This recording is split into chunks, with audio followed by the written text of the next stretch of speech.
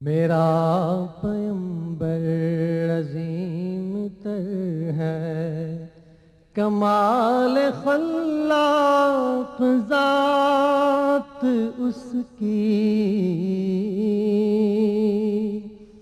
جمال ہستی۔ نحمدہ ونصلی علی رسولہ الکریم، اما بعد فقد قال اللہ تبارک و تعالی کما ورد فی آخر سورۃ البقرہ، اعوذ باللہ من الشیطان الرجیم، بسم اللہ الرحمن الرحیم۔ آمن الرسول بما انزل الیہ من ربہ والمؤمنون کل آمن باللہ وملائکتہ وکتبہ ورسلہ۔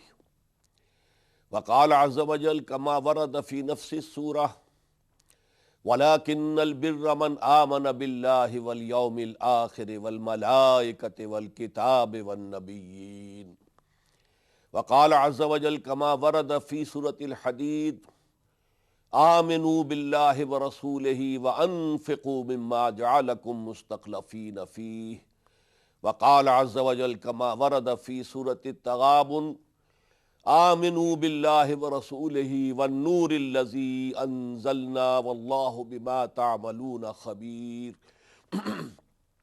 وقال عز وجل كما ورد في سورة النساء رسلا مبشرین ومنذرین لئلا یکون للناس علی اللہ حجة بعد الرسل وکان اللہ عزیزا حکیما۔ صدق اللہ العظیم۔ رب اشرح لی صدری ویسر لی امری واحلل عقدۃ من لسانی یفقہوا قولی۔ معزز حاضرین اور محترم ناظرین، السلام علیکم ورحمۃ اللہ وبرکاتہ۔ آپ کے علم میں ہے کہ ماہ مبارک ربیع الاول کا آغاز ہو چکا ہے، اور اسی ماہ مبارک میں نبی اکرم صلی اللہ علیہ وسلم کی ولادت باسعادت بھی ہوئی، اور اسی ماہ مبارک میں حضور صلی اللہ علیہ وسلم کا انتقال بھی ہوا۔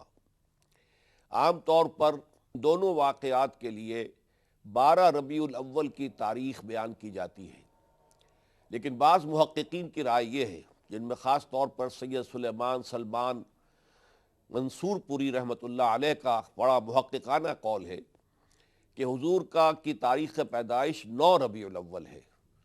البتہ یہ کہ یوم وفات یقیناً 12 ربیع الاول ہے، اور ہمیں بچپن میں بھی یاد پڑتا ہے کہ ہم 12 وفات کا لفظ سنا کرتے تھے، 12 وفات، اور اس موقع پر پھر غربا کو کھانا کھلانا، کچھ لوگوں کی مدد کرنا، یہ کام جو ہے عام طور پر ہمارے معاشرے میں یہ وہ چیز ہے جو میں اپنے بچپن کی بات عرض کر رہا ہوں کہ مشاہدہ تھا۔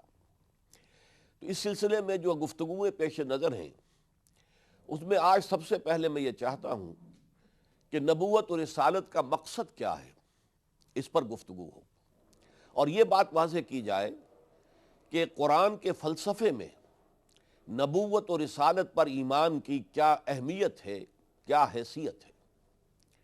دیکھیے، جسے ہم ایمان کہتے ہیں اسے ذرا تقسیم کیا جائے تو وہ 3 بنیادی ایمانیات پر مشتمل ہے: ایمان باللہ یا توحید، ایمان بالآخرہ یا معاد، ایمان بالنبوت و رسالت۔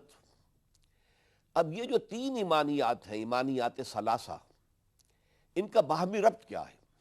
یہ گویا کہ اسلام کے دینی اور مذہبی فلسفے کا بہت اہم نقطہ ہے۔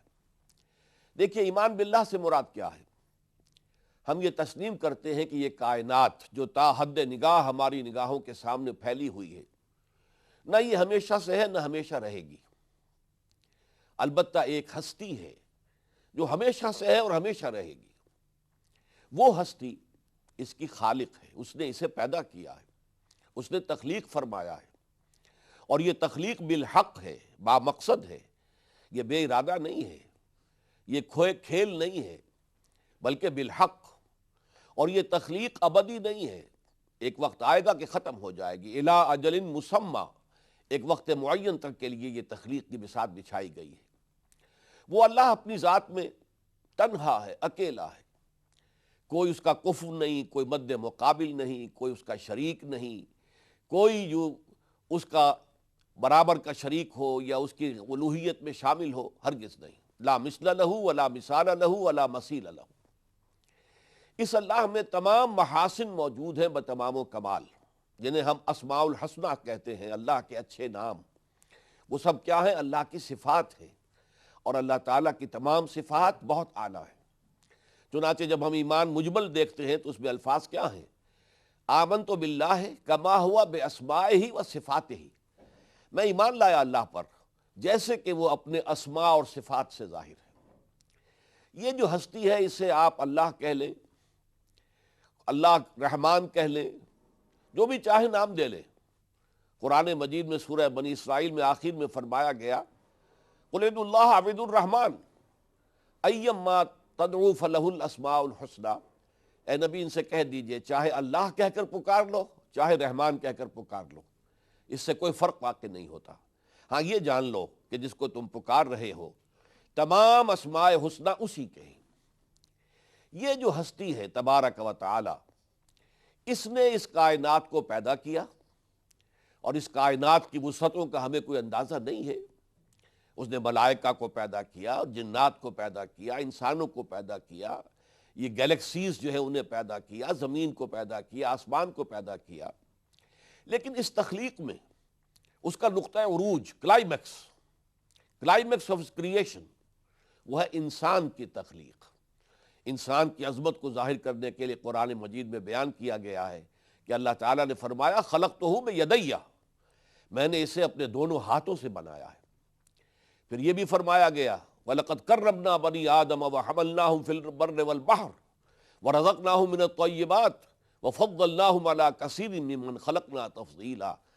ہم نے بنی آدم کی بڑی تکریم کی ہے، بڑا اعزاز کیا ہے، اور اس نے بحر و بر میں ہم سوار کراتے ہیں، اور ہم نے بہترین پاکیزہ رزق اس کے لیے فراہم کیا ہے۔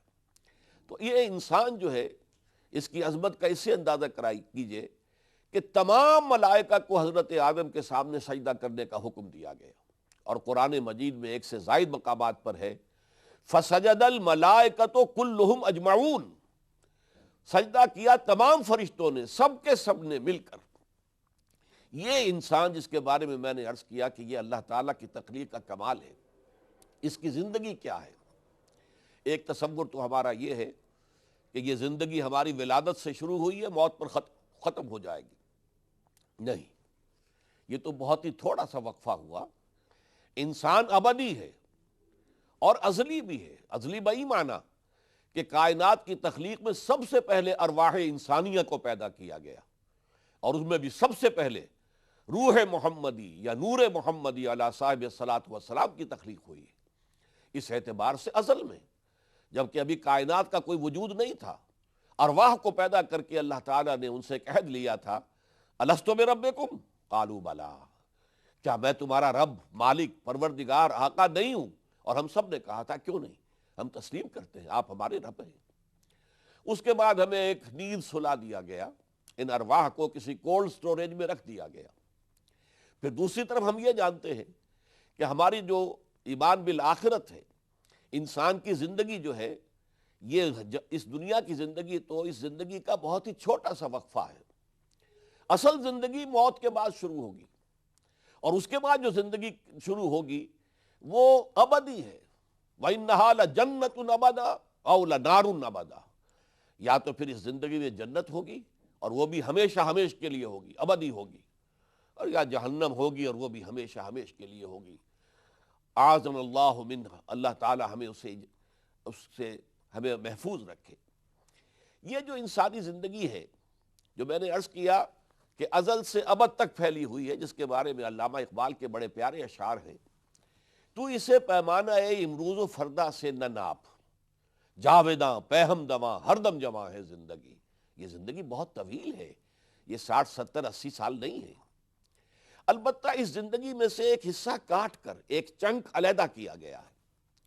وہ زندگی جو روحانی چلی آ رہی تھی ازل سے، اور وہ زندگی جو موت کے بعد پھر آخرت کی شروع ہوگی، ان دونوں کے مابین ایک ہمارا زندگی کا یہ وقفہ جو ہے، اس کو امتحانی وقفہ قرار دیا گیا ہے۔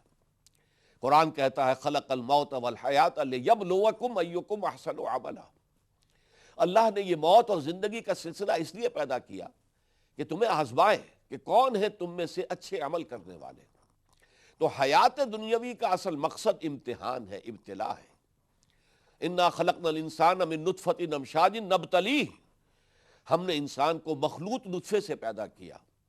وہ مدخہ جو ہے وہ والدہ کی طرف سے آنے والا بیضہ اور والد کی طرف سے آنے والا سپرمیٹوزوان، ان دونوں کے ملنے سے بنا ہے، مخلوط نطفہ ہے۔ اس سے ہم نے پیدا کیا۔ کس لیے پیدا کیا؟ اس دنیا کی زندگی اس لیے عطا کی گئی تاکہ ہر شخص اپنے عمل کو سامنے لائے اور معلوم ہو جائے کون اچھے اعمال کرنے والا ہے۔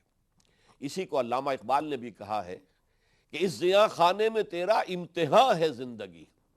تو میں نے پہلا شعر سنایا تھا، تو اسے پیمان آئے امروز و فردا سے نہ ناپ، جاویداں پہم دواں ہر دم جواں ہے زندگی۔ اس زندگی کا یہ چھوٹا سا وقفہ، اس کے بارے میں آخری شعر اس نظم کا ان کا یہ ہے، قلزم ہستی سے تو ابھرا ہے مانند حباب، اس زیاں خانے میں تیرا امتحان ہے زندگی۔ یہ میں نے آپ کے سامنے دو ایمانیات کا تذکرہ کیا، ایمان باللہ اور توحید، اور ایمان بالآخرہ یا معاد، اور اس کے ضمن میں بات سامنے آ گئی کہ یہ حیات دنیاوی ایک امتحانی وقفہ ہے، ایک آزمائشی دور ہے۔ اب یہاں ایک سوال پیدا ہوتا ہے، امتحان لیا جاتا ہے کچھ پڑھا کر سکھا کر، یا آزمایا جاتا ہے کچھ دے کر۔ آپ اپنے کسی بچے کو 100 روپے کا نوٹ دیجئے اور پھر آپ دیکھتے ہیں کہ وہ کدھر جاتا ہے، آیا وہ کہیں مٹھائی یا کوئی اور چیز کی طرف دوڑتا ہے، یا وہ کہیں کسی کتاب فروش کے پاس پہنچتا ہے، کوئی کتابیں خریدتا ہے، کوئی رسالے خریدتا ہے۔ اس سے آپ کو اندازہ ہو جائے گا کہ اس کا میلان کدھر ہے۔ تو اسی طریقے سے جیسا کہ میں نے عرض کیا، امتحان یا لیا جاتا ہے کچھ پڑھا کر سکھا کر، اور یا لیا جاتا ہے کچھ دے کر۔ تو ہمیں کیا دیا ہے اللہ تعالیٰ نے اور کیا سکھایا ہے اللہ تعالیٰ نے جس کی بنیاد پر ہمارا امتحان لیا جا رہا ہے؟ یہ بہت اہم نکتہ ہے اور حکمت دین اور فلسفہ دین کا بہت غامض مقام ہے۔ دیکھیے، اللہ تعالیٰ نے سب سے پہلے ہمیں بصارت اور سماعت عطا فرمائی۔ سورہ دہر کی جو آیت میں نے ابھی کوٹ کی تھی، انا خلقنا الانسان من نطفۃ امشاج نبتلیہ ہے، اب اس کے بعد الفاظ آتے ہیں فجعلناہ سمیعا بصیرا، ہم نے اسے اندھا بہرا بنا کر اس دنیا میں نہیں بھیجا ہے، اسے سماعت عطا فرمائی ہے، اسے بصارت عطا فرمائی ہے، اس سے آگے بڑھ کر اسے عقل عطا فرمائی ہے، غور و فکر کرنے کا اس کے اندر اس کی صلاحیت پیدا کی ہے۔ یہ عقل جو ہے انسان کے اندر، یہ ہے در حقیقت کہ جو اسے صحیح اور غلط کے درمیان امتیاز کرنے کی صلاحیت عطا کرتی ہے۔ پھر ایک اور شے دی ہے اللہ تعالیٰ نے، اور وہ یہ ہے وَنَفْسٍ وَمَا سَوَّاهَا فَأَلْهَمَهَا فُجُورَهَا تَقْوَاهَا، قسم ہے نفس انسانی کی، اور جو اسے بنایا اور سنوارا اور تیار کیا اور اس کی نوک پلک سنواری، اور اس میں نیکی اور بدی کا علم، فجور اور تقویٰ کا علم الہامی طور پر ودیت کر دیا۔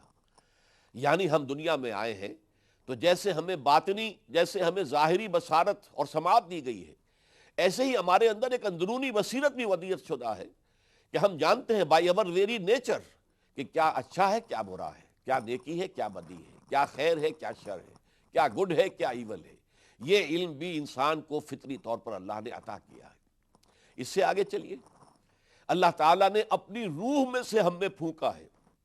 مسجود ملائک جو بنایا تھا حضرت آدم علیہ السلام کو، تو دو جگہ قرآن مجید میں ذکر موجود ہے کہ فرشتوں سے اللہ نے فرمایا تھا کہ میں ایک انسان پیدا کرنے والا ہوں، انی خالق بشرا من صلصال من حمأ مسنون، لیکن جب میں اس کو تیار کر لوں، بنا دوں، سنوار دوں، وَنَفَخْتُ فِيهِ مِن رُوحِي فَإِذَا سَوَّيْتُهُ وَنَفَخْتُ فِيهِ مِن رُوحِي فَقَعُوا لَهُ سَاجِدِينَ، جب میں اپنی روح میں سے اس میں پھونک دوں تو گر پڑنا اس کے سامنے سجدے میں۔ فَسَجَدَ الْمَلَائِكَةُ كُلُّهُمْ أَجْمَعُونَ، میں پہلے بھی سنا چکا ہوں، اس میں کوئی مستثنیٰ نہیں ہے۔ حضرت جبرائیل بھی تھے اور میکائیل بھی تھے اور اسرائیل بھی تھے اور اسرافیل بھی تھے، اور سارے ملائکہ کلہم اجمعون، انہوں نے حضرت آدم کو سجدہ کیا۔ تو یہ روح ربانی جو ہمارے اندر پھونکی گئی ہے، اس روح کے اندر اللہ تعالیٰ کی معرفت بھی موجود ہے، اور اللہ تعالیٰ کی محبت بھی، اگرچہ وہ یوں سمجھ لیجئے دھیمی دھیمی آنچ کے ساتھ سلگتی ہوئی آنچ کے مانند ہماری روح میں اللہ کی محبت بھی ہے۔ یہ ساری چیزیں دیکھ کر ہمیں اس امتحان گاہ میں بھیجا گیا کہ اب دیکھیں گے تم کیا کرتے ہو۔ اب اس معاملے میں سمجھ لیجئے، اس سے ایک نقطہ بہت واضح ہو جائے گا کیونکہ یہ جو اللہ نے دیا ہے انسان کو، اس کا پھر نقطہ عروج ہوگا جس کا میں بعد میں ذکر کروں گا، وہ نبوت و رسالت ہے۔ لیکن یہ جان لیجئے کہ اگر کوئی نبی نہ آتا، کوئی رسول نہ بھیجے جاتے، تب بھی ہر انسان اکاؤنٹیبل تھا، رسپانسیبل تھا۔ ہم نے تمہیں نیکی اور بدی کا شعور عطا فرمایا تھا، تم نے بدی کو ترک کیوں نہ کیا، نیکی کو اختیار کیوں نہ کیا؟ ہم نے تمہیں عقل دی تھی، ہم نے تمہیں سماعت اور بصارت دی تھی، اور ہماری پوری کائنات، ہماری تخلیق تمہارے سامنے پھیلی ہوئی تھی، وہ آیات الہیہ تھیں۔ ان فی خلق السماوات والارض واختلاف اللیل والنہار لآیات لأولی الالباب، یقیناً آسمانوں اور زمین کی تخلیق میں اور دن اور رات کے الٹ پھیر میں نشانیاں ہیں ہوش مند لوگوں کے لیے۔ تم نے کیوں نہ سوچا، کیوں نہ ہماری آیات کو دیکھ کر ہمیں پہچانا؟ لہٰذا نیکی اور بدی کے اعتبار سے اور ایمان باللہ، توحید کے اعتبار سے ہر انسان مکلف ہے، مکلف تھا، مکلف رہے گا، رسپانسیبل ہے، جواب دہ ہے۔ چاہے کوئی نبی نہ آتے، کوئی رسول نہ بھیجے جاتے، کوئی کتاب نازل نہ کی جاتی، لیکن مجرد ان لطائف کی بنیاد پر کہ جو انسان کو عطا کیے گئے، اسے حواس ظاہری دیے گئے، حواس باطنی دیے گئے، اندرونی بصیرت دی گئی، نیکی اور بدی کی تمیز کی صلاحیت عطا کی گئی، روح انسانی کے اندر اللہ کی معرفت ودیت کی گئی، اللہ تعالیٰ کی محبت ودیت کی گئی، اس کی بنیاد پر ہر انسان قیامت کے دن جواب دہ ہوگا۔ لیکن اب اس پر اللہ تعالیٰ کا فضل ہوا ہے۔ وہ فضل کیا ہے؟ اللہ نے انسان کے لیے اس امتحان کو آسان کر دیا ہے۔ آپ کو معلوم ہے کچھ نوجوان طالب علم ایسے ہوتے ہیں کہ جو بہت ذہین ہیں، فطین ہیں، وہ علم کو گہرائی میں اتر کر چاہتے ہیں کہ حاصل کریں، تو وہ کہیں میڈ ایزی جو سیریز ہوتی ہیں ان سے استفادہ نہیں کرتے، اصل ٹیکسٹ پوری کتاب پڑھیں گے، سمجھیں گے، پھر امتحان دیں گے۔ اور کچھ ایسے بھی ہوتے ہیں کمزور اور ضعیف لوگ کہ ان کے لیے میڈ ایزی سیریز ہوتی ہے کہ یہ فلاں چیز اس میں آسان کر دی گئی ہے، فلاں اس میں آسان کر دی گئی ہے۔ تو اللہ تعالیٰ نے اتنا بڑا امتحان جو انسان نے پاس کرنا ہے، اس کو اس نے آسان بنایا۔ کس سے؟ اللہ نے اپنے برگزیدہ بندوں کو مبعوث کیا، جو انسانیت کی معراج پر فائز تھے، جو معصوم تھے، جن سے خطا کا صدور ہو ہی نہیں سکتا تھا، جن کی سیرت و کردار بڑے اعلیٰ درجے کی، اعلیٰ پیمانے کی تھی، جن کا دامن سیرت بالکل داغدار نہیں تھا، صاف تھا، ان کو اللہ تعالیٰ نے وحی کے ذریعے سے خاص علم ہدایت بھیج دیا۔ یہ وحی کا سلسلہ، ایمان بالوحی، فرشتوں کے ذریعے سے، حضرت جبرائیل علیہ السلام کے ذریعے سے وحی آتی رہی۔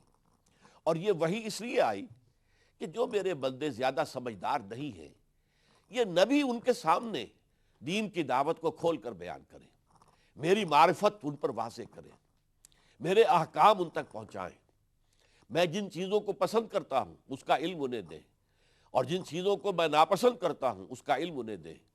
پھر یہ کہ ان کی سیرت، ان کی کردار ایک کھلی کتاب کے مانند ہو، کوئی ان پر شک نہ کر سکے، کوئی یہ نہ کہہ سکے یہ دنیا کے طالب ہیں یا چودراہٹ کے حصول کے لیے انہوں نے یہ سارا ڈھونگ رچایا ہے، معاذ اللہ۔ ایسے انسان، نہایت پاکیزہ کردار اور سیرت کے انسان، ان کے پاس اللہ تعالیٰ نے وحی کے ذریعے سے جو بذریعہ فرشتہ آئی، بذریعہ جبرائیل آئی، اپنا پیغام بھیج دیا تاکہ لوگوں تک اس پیغام کو پہنچا دو۔ یہ گویا کہ اللہ تعالیٰ کی طرف سے ہدایت کا آخری مرحلہ ہے، اسی لیے اس کو رحمت کہا گیا۔ نبوت و رسالت رحمت ہے، اس لیے کہ در حقیقت اس سے وہ عظیم امتحان جو ہے ہماری زندگی کا امتحان، اس زیاں خانے میں تیرا امتحان ہے زندگی، اس عظیم امتحان کو پاس کرنا ہمارے لیے آسان ہو گیا۔ ہم نے نبیوں کی پاک سیرتوں کو دیکھا، ہم نے ان کی شخصیتوں کا مشاہدہ کیا، ان کے پاس جو وحی آئی ہم نے وہ سنی، اس کا مطالعہ کیا، اس پر غور کیا۔ تو اس سے در حقیقت جو ہمارے دلوں کے اوپر اگر کوئی غبار آ گئے تھے، جس کی وجہ سے ہم اپنے دل کے اندر، جو ہماری روح کے اندر جو مثمر حقائق ہیں، ان کی طرف سے ہماری توجہ ہٹ گئی تھی، ان کی طرف ہماری توجہ ہو گئی، اور اللہ تعالیٰ کا ایمان، اللہ کی صفات کمال، ان سب کے بارے میں ہمیں علم حاصل ہو گیا، ہمارے لیے اب آسان ہو گیا امتحان۔ تو یہ اللہ کی رحمت ہے، اور یہ رحمت جس پر کہ تفصیلی گفتگو انشاءاللہ بعد میں ہوگی، یہ تدریجاً ترقی کرتے ہوئے سید المرسلین، خاتم النبیین محمد صلی اللہ علیہ وسلم پر نقطہ عروج کو پہنچ گئی۔ اسی لیے آپ کو کہا گیا وَمَا أَرْسَلْنَاكَ إِلَّا رَحْمَةً لِّلْعَالَمِينَ، اے نبی، اے محمد، ہم نے نہیں بھیجا ہے آپ کو مگر تمام کے تمام جہان جتنے بھی ہیں جہان والے ان سب کے لیے ہم نے رحمت بنا کر بھیجا ہے۔ تو یہ نبوت اور رسالت جو ہے اس طور سے حضور صلی اللہ علیہ وسلم کی شخصیت کے اندر اپنے مقام عروج، نقطہ عروج، اپنے کمال کو پہنچ گئی۔ اب یہاں تھوڑا سا نقطہ جو ہے قابل غور ہے، یہ دو الفاظ کیوں آ رہے ہیں، نبوت اور رسالت؟ آخر اگر تو حقیقت ایک ہی ہے تو پھر دو اصطلاحات ضروری نہیں ہیں، اور دو اصطلاحات علیحدہ ہیں تو ان کے مفہوم میں بھی کچھ نہ کچھ فرق ہوگا، اس لیے کہ یہ بات مسلم ہے کسی زبان کے دو الفاظ بالکل مترادف، بالکل ہم معنی نہیں ہو سکتے، ورنہ وہ الفاظ وضع ہی نہ کیے جاتے ہیں۔ ہر لفظ وضع ہوتا ہے کسی خاص معنی کے لیے، تو اگر الفاظ مختلف ہیں تو معنی مختلف ہے۔ تو نبوت اور رسالت میں کیا فرق ہے؟ یہ بھی بڑا ایک ہمارے علم کلام کا ایک بہت اہم جو ہے مسئلہ ہے، اس پر لوگوں نے اپنی اپنی صلاحیت، اپنی اپنی طبیعی رجحان کے مطابق جو ہے جو اس میں کچھ رائے دی ہیں، مختلف آراء ہیں، جن میں سے ایک چیز جو ہے وہ متفق علیہ ہے۔ نبوت عام ہے، رسالت خاص ہے۔ ہر نبی تو رسول نہیں ہو سکتا، ہر رسول لازماً نبی ہے۔ نوٹ کر لیجئے اس کو، یہ عام و خاص کی نسبتیں دین کے اور مزید اصطلاحات بھی ہیں جن میں جوڑوں کی شکل میں موجود ہیں۔ اسلام عام ہے، ایمان خاص ہے۔ ہر مومن تو لازماً مسلم ہے، ہر مسلم لازماً ایمان نہیں ہے، مومن نہیں ہے۔ سورہ حجرات میں کہا گیا ہے آیت نمبر 14 میں، قالت الاعراب آمنا قل لم تؤمنوا ولكن قولوا اسلمنا ولما يدخل الايمان في قلوبكم۔ اے نبی، یہ بدو دعویٰ کر رہے ہیں کہ ہم ایمان لے آئے، آپ ان کو بتا دیجئے تم ہرگز ایمان نہیں لائے ہو، ہاں تم یہ کہو ہم اسلام لے آئے ہیں، اطاعت قبول کر لی ہے، اور ابھی تک ایمان تمہارے دلوں میں داخل نہیں ہوا۔ ایمان تو تب ہوگا اور مومن تم تب ہوگے جبکہ ایمان تمہارے دلوں میں راسخ ہو جائے، ایک پرسنل کنوکشن، ایک یقین کے درجے میں دل میں محکم ہو جائے گا تو مومن ہوگے۔ لہذا اسلام عام ہے، ایمان خاص ہے۔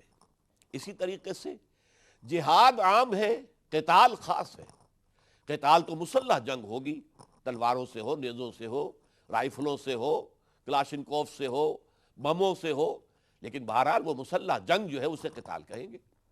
البتہ جہاد بالقلب، جہاد باللسان، حق کے لیے انسان اپنی زبان استعمال کر رہا ہے، یہ بھی جہاد ہے۔ ایک نبی یا نبی کا کوئی پیرو وہ اگر اللہ کے دین کی دعوت کو عام کر رہا ہے، اللہ نے جو نطق اور گویائی اسے عطا کی ہے اس کے ذریعے سے لوگوں کو اللہ کی طرف بلا رہا ہے، اس میں اپنا وقت لگا رہا ہے، اپنی صلاحیت صرف کر رہا ہے، اللہ نے جو بھی قوت اسے عطا کی ہے اسے صرف کر رہا ہے، تو وہ بھی مجاہد ہے۔ تو جہاد عام ہے، جہاد باللسان بھی ہوگا۔ آج کے دور میں بہت بڑا جہاد بالقلم ہے۔ ایسی کتابیں لکھی جائیں، ایسے اخبارات و رسائل ہوں کہ جن سے لوگ اللہ کی طرف جو ہے راغب ہو جائیں۔ یہ سارا کام جو ہوگا، اور علمی سطح پر جو بھی غلط نظریات ہیں ان کا ابطال کیا جائے، ان کی نفی کے لیے دلائل دیے جائیں، شرک کے لیے یا الحاد کے لیے دلائل دے کر جو ہے لوگوں کو توحید اور ایمان کی طرف دعوت دی جائے، یہ جہاد بالقلم ہے۔ تو جہاد تو یوں سمجھیے کہ حضور صلی اللہ علیہ وسلم کی حیات طیبہ میں پہلے دن سے جب آپ پر وحی کا آغاز ہوا ہے، جب آپ کی نبوت ظاہر ہوئی ہے، یا نوٹ کیجئے میں کہہ رہا ہوں جب نبوت ظاہر ہوئی ہے، نبوت شروع ہوئی نہیں کہہ سکتے ہم، اس لیے کہ نبی پیدائشی طور پر نبی ہوتا ہے، بلکہ نبی عالم ارواح میں بھی نبی تھا۔ چنانچہ حضور نے اپنے بارے میں فرمایا جب آپ سے پوچھا گیا متى وجبت لک النبوۃ یا رسول اللہ، اے اللہ کے رسول صلی اللہ علیہ وسلم آپ کو نبوت کب ملی؟ آپ نے فرمایا والآدم بین الماء والطین، ابھی آدم جو ہے اس کا گارا ہی گھولا جا رہا تھا اس کی تخلیق کے لیے، یعنی جسمانی تخلیق، مادی تخلیق کا آغاز ابھی نہیں ہوا تھا، یا ہوا تھا تو ابھی وہ ایک درمیانی مرحلے میں تھا، لیکن عالم ارواح میں بھی میں اللہ کا نبی تھا۔ تو نبوت کا ظہور کہتے ہیں، جب پہلی وحی آئی تو وہ نبوت کا ظہور ہوا۔ اس اعتبار سے آپ نے اپنے اول یوم ظہور نبوت سے لے کر 15 برس تک جو کام کیا ہے، دعوت، تبلیغ، لوگوں کی اصلاح، لوگوں کی تربیت، لوگوں کو منظم کرنا، ایک طاقت بنانا تاکہ باطل کے ساتھ پنجہ آزمائی کی جا سکے، باطل کو جڑ سے اکھیڑنے کے لیے جہاد اور قتال کا مرحلہ بھی آ سکے۔ تو یہ ہے جہاد اور قتال میں فرق۔ نبوت اور رسالت کا فرق بھی یہ ہے کہ نبوت عام ہے اور رسالت خاص ہے۔ بعض لوگوں نے کہا کہ نبی وہ ہوتا ہے جو نئی شریعت لے کر آئے، لیکن یہ بات پوری نہیں ہوتی، اس لیے کہ حضرت مسیح علیہ السلام رسول، انہوں نے کہا کہ رسول وہ ہوتا ہے کہ جو نئی شریعت لے کر آئے، تو یہ بات صحیح نہیں ہے۔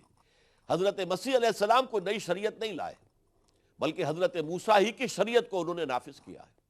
لہٰذا وہ رسول، اس کے باوجود ہمیں معلوم ہے کہ وہ رسول تھے، رسولاً الی بنی اسرائیل۔ تو مختلف ڈیفینیشنز ہوئی ہیں، میں اس میں اپنے غور و فکر کا حاصل ان الفاظ میں پیش کروں گا کہ نبوت در حقیقت ایک طرح کا کارڈر ہے، ایک مقام ہے، ایک مرتبہ ہے، اور رسالت جو ہے وہ ایک طرح کی اپوائنٹمنٹ ہے، منصب ہے۔ سادہ ترین مثال کیا ہے؟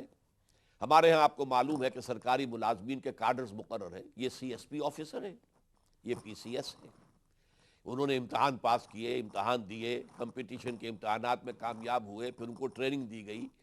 سی ایس پی آفیسرز کی ٹریننگ اور ہوتی ہے، پی سی ایس آفیسرز کی ٹریننگ اور ہوتی ہے، یہ ان کا کارڈر معین ہو گیا۔ اب ایک سی ایس پی آفیسر کسی ضلع کا ڈپٹی کمشنر لگا ہوا ہے، یہ اس کا منصب ہے، یہ اپوائنٹمنٹ ہے، لیکن وہ سی ایس پی افسر رہے گا ہمیشہ، اپنی موت تک جو ہے وہ شمار ہوگا سی ایس پی کارڈر کا آدمی ہے۔ اپوائنٹمنٹ میں کبھی ہو سکتا ہے کہ وہ کسی ضلع کا ڈپٹی کمشنر لگا ہوا ہو، یہ ہو سکتا ہے کہیں صوبائی حکومت میں یا مرکزی حکومت میں کہیں سیکریٹری ہو، ڈپٹی سیکریٹری ہو، جوائنٹ سیکریٹری ہو، لیکن ان کا ایک کارڈر کیا ہے؟ سب سی ایس پی آفیسرز ہیں۔ اسی طریقے سے نبوت در حقیقت ایک کارڈر کہیے، سمجھیے اس کو، یہ ایک مرتبہ اور مقام ہے۔ اللہ تعالیٰ نے جنہیں بھی چن لیا، اور جیسا کہ میں نے عرض کیا، چنا ان کو ہے کہ جن کی سیرت بے داغ تھی، جو اپنے ماحول کے اندر معروف تھے کہ یہ نہایت سچے، نہایت امانت دار آدمی ہے۔ آپ کا ذہن منتقل ہو گیا ہوگا کہ حضور صلی اللہ علیہ وسلم پر ابھی وحی کا آغاز نہیں ہوا تھا، لیکن اس وقت بھی مکے والے آپ کو کیا کہتے تھے؟ الصادق الامین، آپ بالکل سچے ہیں اور آپ بڑے امانت دار ہیں۔ یہ ساری صلاحیتیں آپ کے اندر پہلے سے موجود تھیں، ان کا لوہا سیرت و کردار کا لوگوں نے مانا ہوا تھا۔ اللہ نے انہیں چنا، ان کے پاس وحی بھیجی، یہ نبوت ہے۔ اس کے بعد جب کوئی نبی خاص طور پر مامور کر دیا جائے، اب تم جاؤ فرعون کی طرف جاؤ اور اسے دعوت پیش کرو، اذهب الى فرعون انه طغى، اب وہ رسول ہو جائے گا، اب وہ اللہ کا نمائندہ ہوگا، اب وہ اللہ کا فرستادہ ہے، اللہ کا نمائندہ ہے۔ اس اعتبار سے، یا کسی کو، جیسا کہ میں نے ابھی آیت آپ کو سنائی، حضرت عیسیٰ کو رسولا الی بنی اسرائیل، ہم نے رسول بنا کر بھیجا بنی اسرائیل کے لیے، یا الی عاد اخاہم ہودا، قوم عاد کی طرف ہم نے ان کے بھائی حضرت ہود کو رسول بنا کر بھیجا، ولا سمودا اخاہم صالحا، قوم سمود کی طرف ہم نے ان کے بھائی حضرت صالح علیہ السلام کو رسول بنا کر بھیجا۔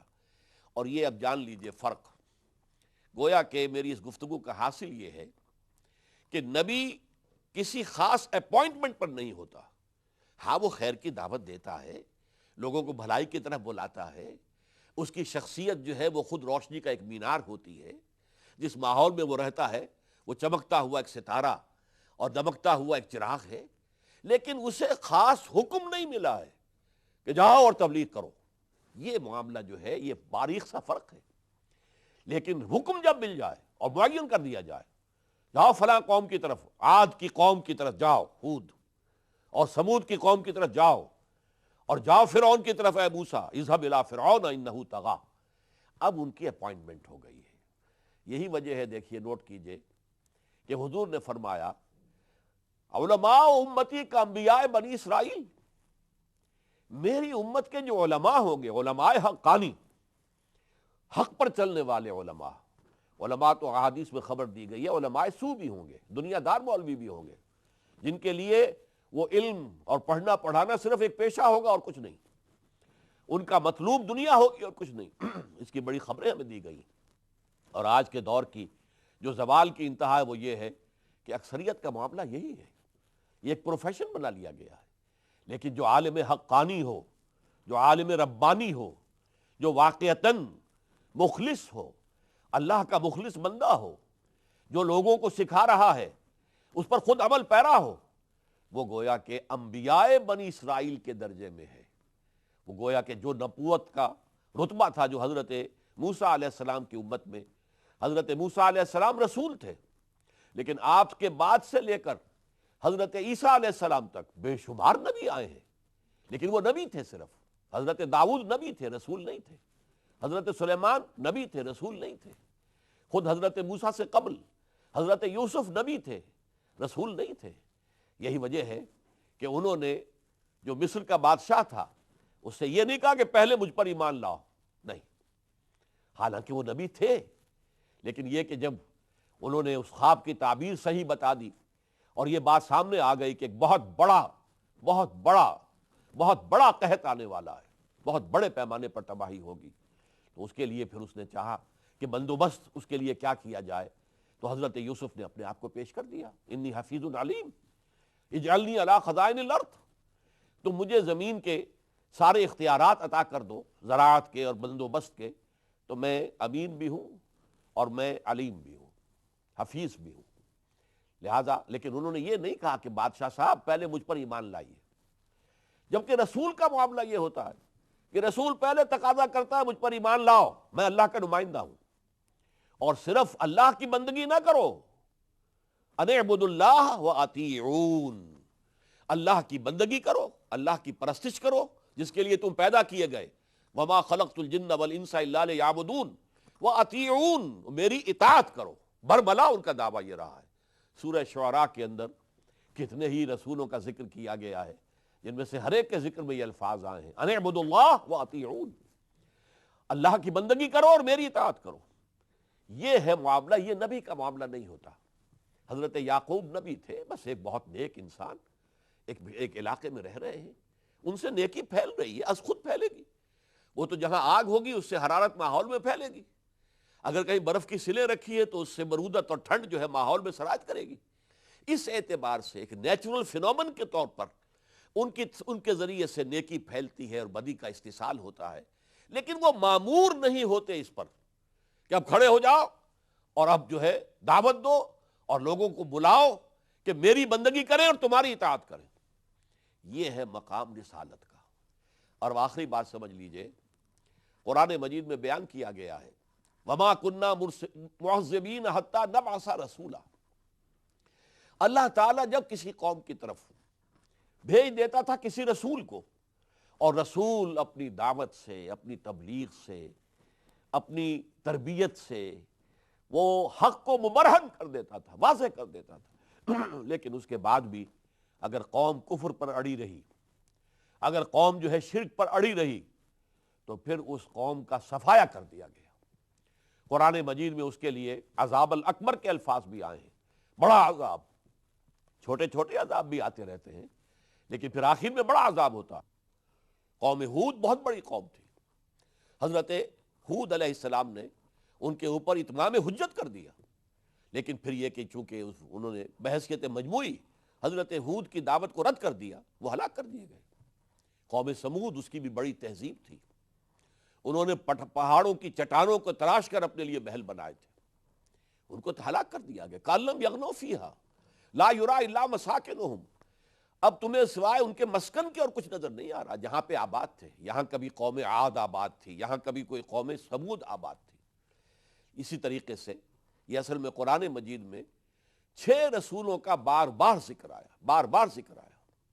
سب سے پہلے حضرت نوح علیہ السلام، انہوں نے دعوت اور تبلیغ کا حق ادا کر دیا، لیکن جب قوم اڑی رہی، معدود چند لوگ ایمان لائے، تو اللہ تعالیٰ نے وہ عظیم سیلاب کے ذریعے سے ان سب کو غرق کر دیا۔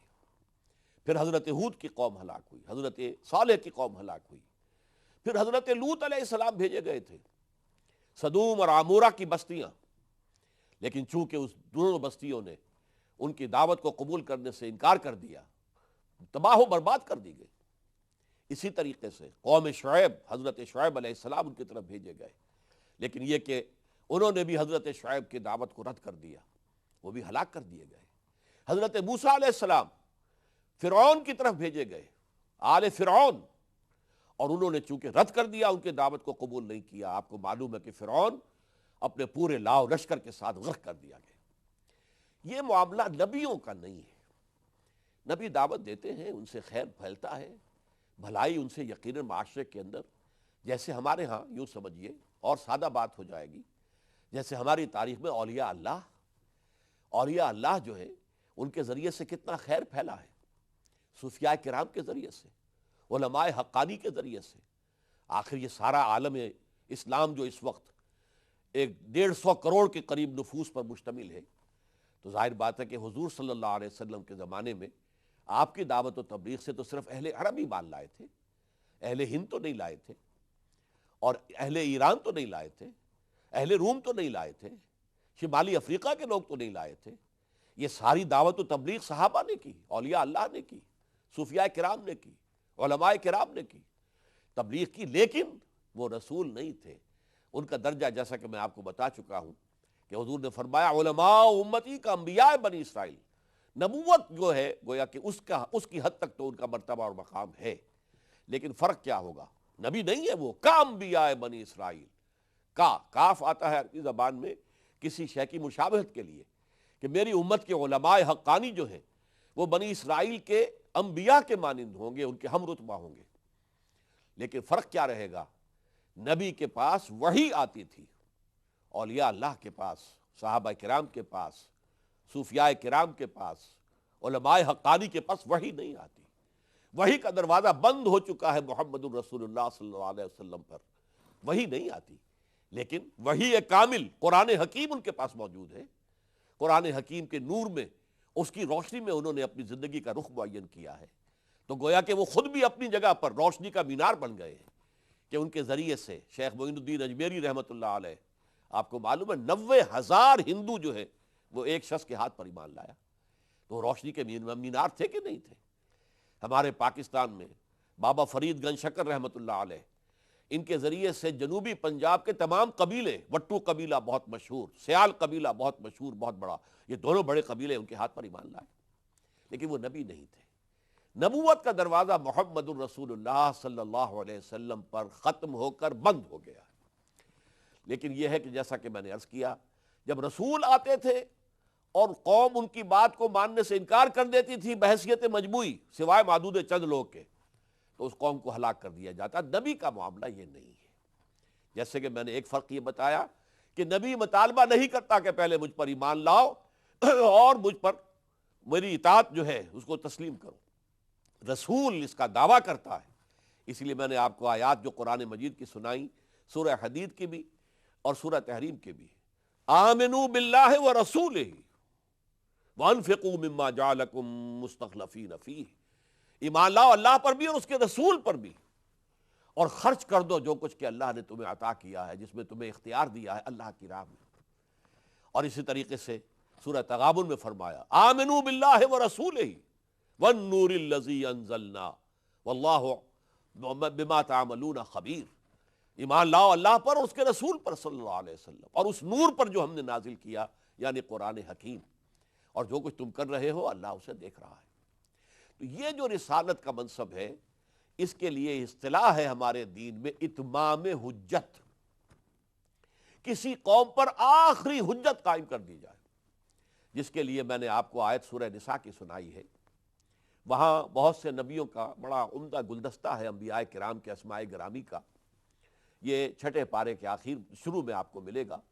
اور اس کے بعد فرمایا رسلا مبشرین و منذرین لئلا یکون للناس علی اللہ حجۃ بعد الرسل وکان اللہ عزیزا حکیما، ہم نے اپنے ان رسولوں کو مبشر اور نذیر بنا کر بھیجا۔ یہ بشارت دینے والے تھے جو راہ حق کو اختیار کرے اس کے لیے جنت ہے، روح و ریحان و جنت نعیم، اور جو غلط راستے پر جائیں گے ان کے لیے جہنم ہے، کھولتا ہوا پانی ہے حمیم، ان کے لیے جو ہے عذاب ہے ابدی۔ تو وہ بشیر بھی ہے نذیر بھی ہے، رسلا مبشرین و منذرین، وہ بشارت دینے والے اور خبردار کرنے والے بنا کر بھیجے گئے، لئلا یکون للناس علی اللہ حجۃ بعد الرسل، تاکہ رسولوں کی آمد کے بعد لوگوں کے پاس کوئی عذر نہ رہ جائے، کوئی بہانہ وہ نہ بنا سکے۔ اے اللہ ہم پر وقت واضح نہیں ہوا تھا۔ وہاں فرمایا جائے گا پہلے تو تمہیں میں نے عقل دی تھی، پہلے تو میں نے تمہیں سماعت اور بصارت سے نوازا تھا، پہلے میں نے تمہارے نفس میں نیکی اور بدی کا شعور اور پہچان اور تمیز ودیت کر دی تھی، میں نے تمہارے دل میں، تمہارے اندر اپنی روح میں سے پھونکا تھا جس میں میری معرفت بھی تھی ڈورمنٹ شکل کے اندر، وہ فعال نہیں تھی، پوٹینشل معرفت اللہ کی۔ اسی طریقے سے محبت ڈورمنٹ، لیکن یہ کہ پوٹینشل محبت بھی روح انسانی میں موجود ہے، اللہ کی معرفت بھی اور روح بھی، میں اور محبت بھی۔ تو میں نے یہ ساری چیزیں دے کر تمہیں بھیجا تھا نا امتحان گاہ میں، اور پھر آگے بڑھ کر میں نے نبی بھیجے۔ کیا تمہارے پاس نذیر نہیں آئے تھے؟ کیا تمہارے پاس خبردار کرنے والے نہیں آئے تھے؟ کیا تمہیں لوگوں نے میرا پیغام نہیں پہنچایا تھا؟ رسلا مبشرین و منذرین لئلا یکون للناس علی اللہ حجۃ بعد الرسل، کہ نہ رہ جائے انسانوں کے پاس کوئی عذر، کوئی بہانہ یہ پیش کرنے کے لیے اللہ تعالیٰ کے محاسبے کے مقابلے میں کہ اللہ ہمیں تو معلوم نہیں تھا، ہمیں تو بتایا نہیں گیا۔ فرمایا جائے گا ان کے زمانے کے نبی رسول کھڑے ہو کر کہیں گے اے اللہ تیرا جو پیغام ہم تک آیا تھا بدریہ وہی، وہ ہم نے ان تک پہنچا دیا تھا اور اس پر عمل کر کے بھی دکھا دیا تھا کہ یہ کوئی ایسا پیغام نہیں ہے جو ناقابل عمل ہو، یہ بالکل عملی پروگرام ہے۔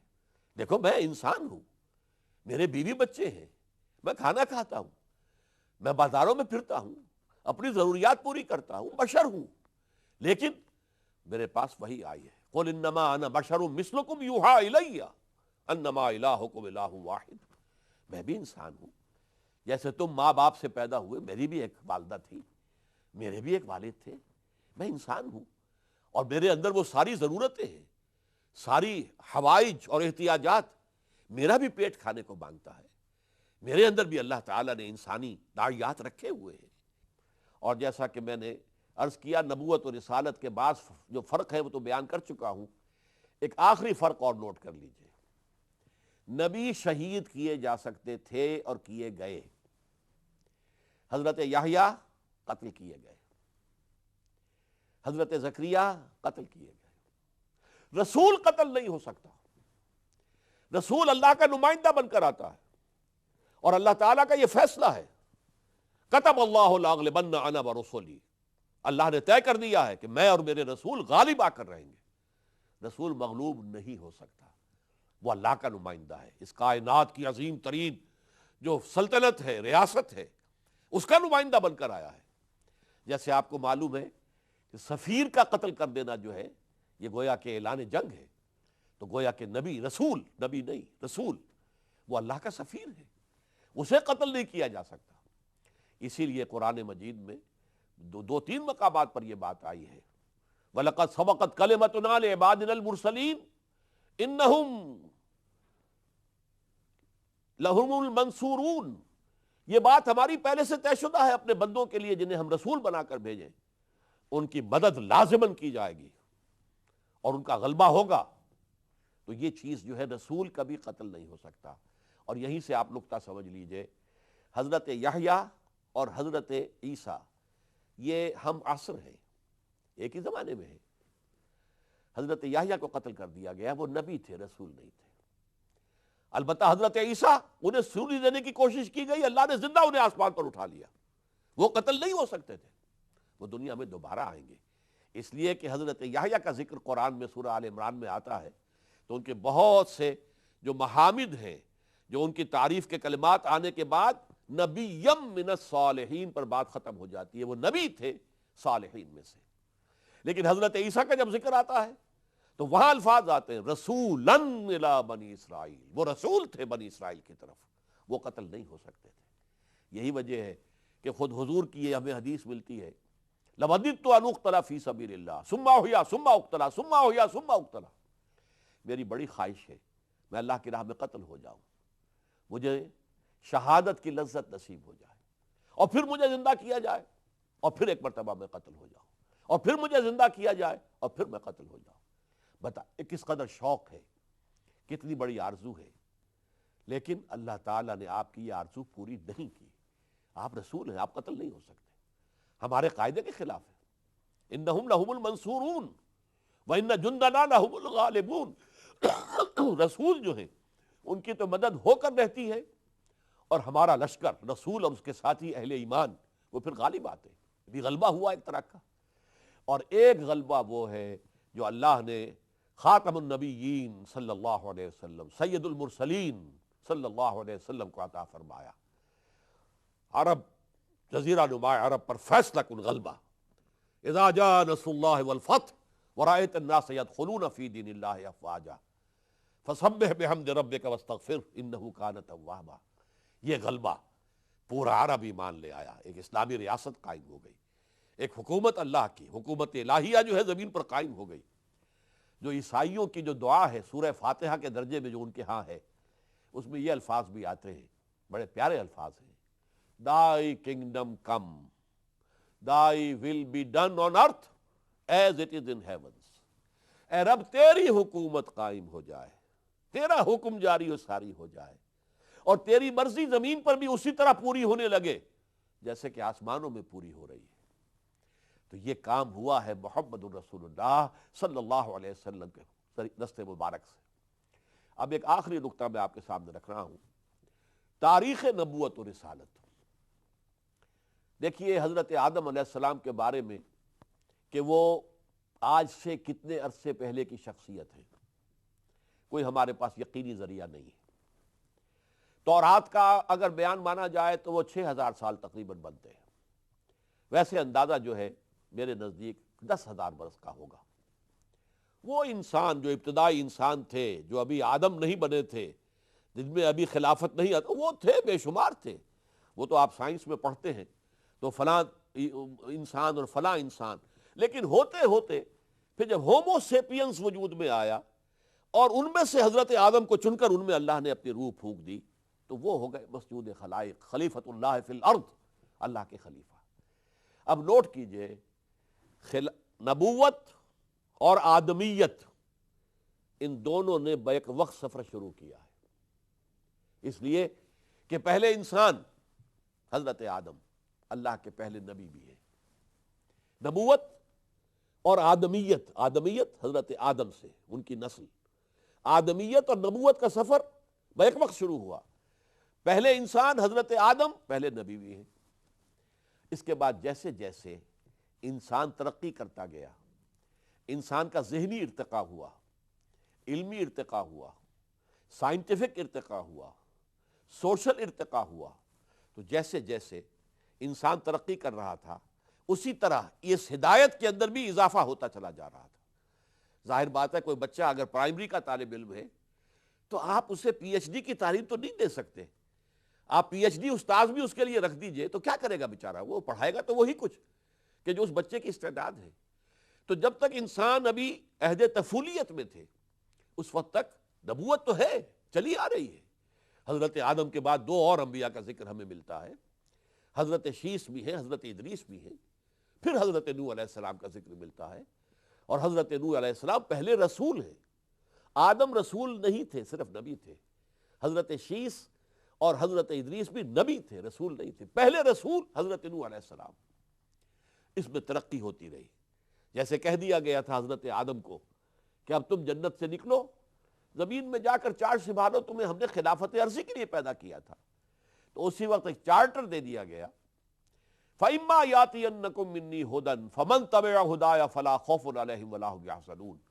تو اب جب تمہارے پاس میری طرف سے ہدایت آئے، وہی آئے، تو جو کوئی اس ہدایت کی پیروی کرے گا تو اس کے لیے نہ کوئی خوف ہوگا نہ حزن۔ وَالَّذِينَ كَفَرُوا وَكَذَّبُوا بِآيَاتِنَا أُولَٰئِكَ أَصْحَابُ النَّارِ هُمْ فِيهَا خَالِدُونَ۔ اور وہ لوگ جو ہماری آیات کا انکار کریں گے اور کفر کریں گے تو وہ لوگ ہوں گے جہنمی، جس میں وہ ہمیشہ ہمیشہ رہیں گے۔ تو یہ نبوت اور آدمیت کا سفر چل رہا ہے۔ تو آج ہم نے نبوت و رسالت کا مقصد کیا ہے، اور اسلام کے فلسفہ دین میں نبوت اور رسالت کا مقام کیا ہے، انبیاء اور رسل کے مابین کیا فرق ہے، کیا امتیاز ہے، اور یہ قافلہ نبوت و رسالت جو ہے، جو ایک وقت میں ساتھ ساتھ جس نے سفر شروع کیا تھا، وہ آدمیت کا سفر تو جاری ہے ابھی تک۔ آج 6 بلین لوگ ہیں ان دنیا کے اندر، اور آگے اگر فرض کیجئے ابھی اور 100 برس ہو اس دنیا کی زندگی کے تو یہ تعداد اور بڑھے گی. لیکن نبوت اپنے اختتام کو پہنچ کر اور رسالت اپنی تکمیل کو پہنچ کر محمد الرسول اللہ صلی اللہ علیہ وسلم کی ذات مبارکہ پر ختم ہو گئی ہے. بارک اللہ لی ولکم فی القرآن العظیم ونفعنی وإیاکم بالآیات والذکر الحکیم. آپ پیمبر عظیم تر ہے، کمال خلاق ذات اس کی، جمال ہستی حیات اس کی، جمال ہستی حیات.